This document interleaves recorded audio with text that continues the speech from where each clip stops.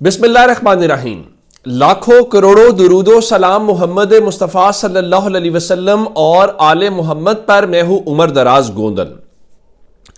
दो इस्तिलाहें इस्तेमाल होती हैं, एक ओन गोल जो अपनी ही टीम के खिलाफ खिलाड़ी करते हैं, और दूसरा आमतौर पर कहा जाता है कि 11 खिलाड़ी क्रिकेट में खेलते हैं और जब कोई आपका मुखालिफ आपके हक में कोई चीज करे तो उसको कहा जाता है कि ये हमारा 12वां खिलाड़ी है, वो बेशक आपकी मुखालिफ टीम के अंदर हो।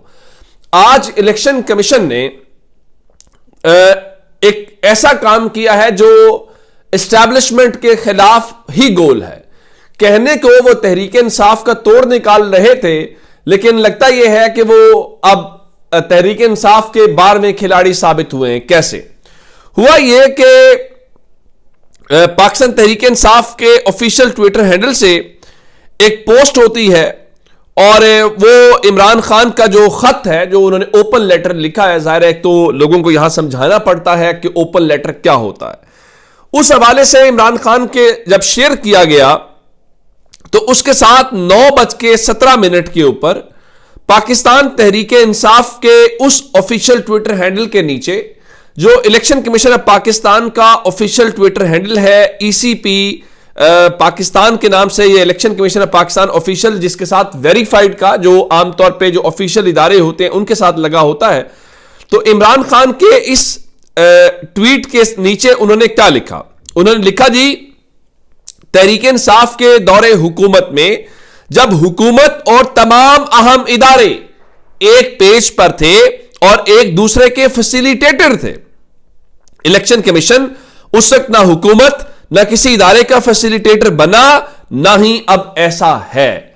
यानी अब वो जब आप इदारों की बात करते हैं और तहरीक इंसाफ और उनके एक पेज के होने की बात करते हैं तो जाहिर है मौजूदा हुकूमत की भी एक पेज की जब बात की जाती है तो हुकूमत और एस्टैब्लिशमेंट है, और तहरीक इंसाफ की बात की जाए तब भी हुकूमत और एस्टैब्लिशमेंट है।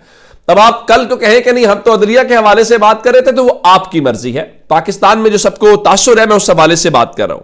तो अब वो आज इलेक्शन कमीशन जवाब जो है वो इमरान खान और तहरीक इंसाफ को देना चाहता था, और रगड़ा उन्होंने लगाया एस्टैब्लिशमेंट को, और साथ ही कहा कि जो कुछ कर रही थी एस्टैब्लिशमेंट और हुकूमत कर रही थी, ये अलग बात है कि फैक्ट ये है कि आप कल तक भी, उस वक्त भी आप इशारों के ऊपर चलते थे, तब तक नून लीग कहती थी कि तहरीक इंसाफ के लिए आपने किया है, और आज भी आप इशारों के ऊपर है। उसकी एक मिसाल जनाब यह है कि आज आपके चीफ इलेक्शन कमिश्नर का टेन्योर पूरा हो चुका है और मौसूफ घर नहीं जा रहे। उसकी वजह आखिर उनकी वो खिदमात है जिनकी बुनियाद के ऊपर हुकूमत उनको रखना चाहती है, और अभी तारीख का धारा यह भी तय करेगा कि इलेक्शन की रात चीफ इलेक्शन कमिश्नर बगैर प्रोटोकॉल निकले कहां गए थे, और उसके बाद वो वापस जब आए तो जहां बहुत कुछ बदल गया, वो आखिर कौन था जिसने बदलवाया, किसके पास वो गए थे और क्यों गए थे, ये बहुत सारे सवालात हैं। एक बात। दूसरी बात, इससे अंदाजा होता है कि जब हीरे मुसल्लत कर दिए जाएं, मोहसिन नकवी जैसे, सरफराज बुगटी जैसे,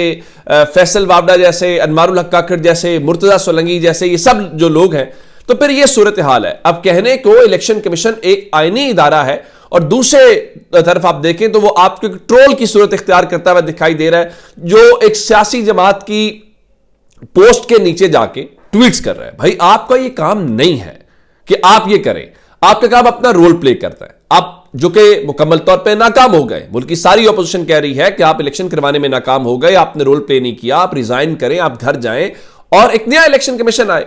नया इलेक्शन कमीशन आएगा तो मुल्क के अंदर जो है वो आगे चीजें बढ़ेंगी। लेकिन लगता यह है कि इलेक्शन कमीशन ने आज करना कुछ और था और कर कुछ और लिया। अब एक चीज और आपको बतानी है, आप जानते हैं कि इमरान खान के खत को लेके बहुत सारी बातें हैं, और खत के हवाले से आज जो सेनेटर अली जफर हैं, चूंकि आज आर्मी चीफ ने यह कहा कि ना तो उन्हें कोई खत मिला है, और अगर कोई मिला भी तो वो उसको पढ़ेंगे भी नहीं, या दूसरे लफ्जों में कह रहे हैं मैं जवाब नहीं दूंगा। तो सेनेटर अली जफर ने कहा कि यह ओपन लेटर है, और इसका मकसद हरगिज ये नहीं होता कि आप किसी से जवाब की तवक्को रखें, और साबिक वजीर आजम के तौर पे इमरान खान का यह हक है कि जो खराबी वो देखें उसकी निशानदही करें, और आप निशानदही करते हैं और नसीहत करते हैं बतौर वजीर आजम, और ओपन लेटर पूरी दुनिया के अंदर लिखे जाते हैं। लेकिन लगता यह है कि हुकूमत को समझ नहीं आ रही कि आज आर्मी चीफ ने जो बात की है उसके ऊपर उन्हें खुश होना है, या इमरान खान जो बार बार बात कर रहे हैं। और आपको एक और खबर भी दे देते हैं। खबर यह है कि इमरान खान अभी इस खत के हवाले से रुकेंगे नहीं। अभी ये तीसरा खत है, इमरान खान जो है वो चौथा खत भी लिखेंगे। और इस हवाले से वो किसी ने, जावेद चौधरी ने मुनीफ फारूक के शो के अंदर बताया है कि इमरान खान जानते हैं कि एस्टैब्लिशमेंट की फॉल्ट लाइंस क्या है, उनकी सेंसिटिविटी क्या है, तो वो फौज से कोई डील या मदद नहीं मांग रहे, वो फौज को जिच कर रहे हैं, ये उनका बताना है। अब हुकूमत क्या कहती है? हुकूमत कहती है जनाब देखिए जो इमरान खान का खत है ना वो फौज के खिलाफ बयानिया है और इमरान खान की चालों को हर कोई समझता है। जनाब ने मजीद फरमाया कि आर्मी चीफ को खत भेजा जाता और मीडिया को जारी ना करते तो हो सकता है उसका जवाब आ जाता।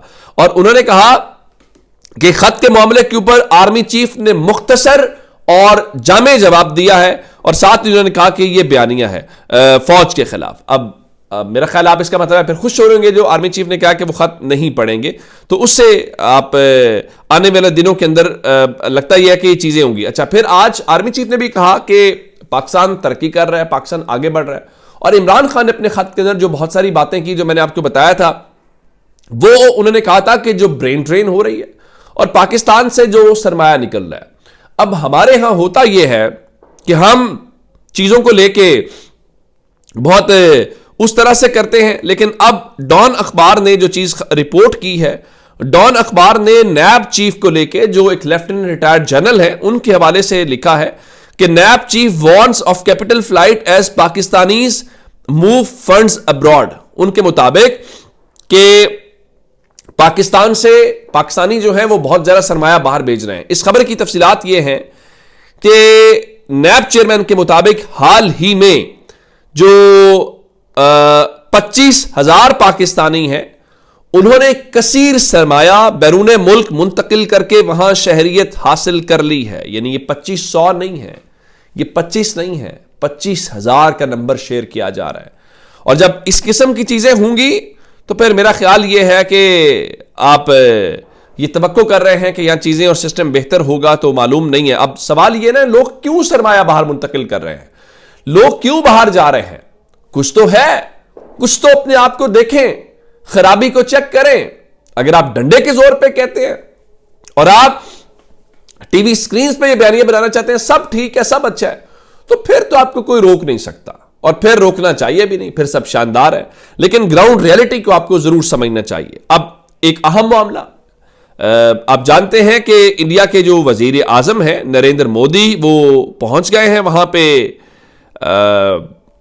Washington DC. और अब से थोड़ी देर पहले जो है और वहां पे खबरें आ रही हैं कि एलॉन मस्क जो हैं वो किस तरह से मोदी और उनके बच्चे, वो सारी खबरें। लेकिन हमारे लिए एक अहम तैनाती की खबर, आप जानते हैं कि डोनाल्ड लू पाकिस्तान के अंदर एक जाना पहचाना नाम है। तहरीक इंसाफ की हुकूमत इल्जाम जो लगाती थी कि हमारी हुकूमत उनके कहने के ऊपर गिराई गई और जनरल बाजवा बहुत सारी बातें होती हैं।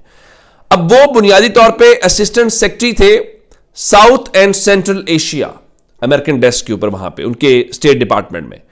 अब उनकी जगह पे जो एस पॉल कपूर आए हैं वो बुनियादी तौर पे एक भारतीय नयाद अमरीकी शहरी हैं। इससे पहले जो उनकी नेशनल सिक्योरिटी एडवाइजर आई हैं वो भी खातून हैं, उस हवाले से भी देखिएगा। ये जो पॉल कपूर हैं ये पाकिस्तान के बारे में कई किताबों के मुसन्निफ भी हैं और ये यूएस नेवल कॉलेज और स्टैनफोर्ड के प्रोफेसर हैं। और पाकिस्तान के बारे में उनकी बड़ी सख्त किस्म की राय है और पाकिस्तान के हवाले से जो उनकी राय है और उनकी जो तैनाती है वो कोई अच्छी खबर नहीं है यहां के लिए और एस्टैब्लिशमेंट के लिए और आने वाले हमारे दिन कैसे होने वाले हैं। मेरा ख्याल है वो ये अपॉइंटमेंट खुद एक सिग्नल है, एक इंडिकेटर है। अपना बहुत सारा ख्याल रखिएगा। खुदा हाफिज।